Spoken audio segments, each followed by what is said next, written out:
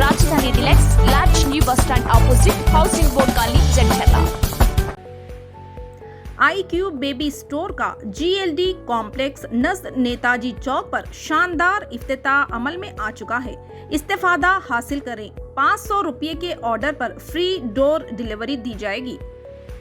अस्सलाम वालेकुम नाज़रीन, NH TV में आप सभी का इस्तकबाल। महबूबनगर जिले जड़चल्ला मुस्तखीर में कौमी खेल के दिन के मौके पर जिले परिषद हाई स्कूल के अहाते में कबड्डी मुकाबलों का आगाज़ रुकन assembly doctor C Laxma Reddy ने किया। बादजा रुकन असम्बली ने मिर्चल मंडल का दौरा करते हुए मिर्चल व मंडल में मौजे विद्यालय से ताल्लुक़ रखने वाले तकरीबन 130 मुस्तफ़ीद को आसरा पेंशन कार्ड तकसीम किए। बादजा महकमे माही परवरी के ज़ेर एहतमाम हुकूमत की जानिब से मंजूर शुदा 40,000 मुफ्त मछली के बच्चों को रुकन असम्बली डॉक्टर लक्ष्मा रेड्डी मिर्चल के नल्ला चेरू तालाब में छोड़ा।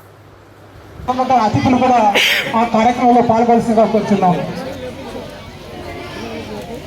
ఇది కెమెరా కరెక్ట్ అంటే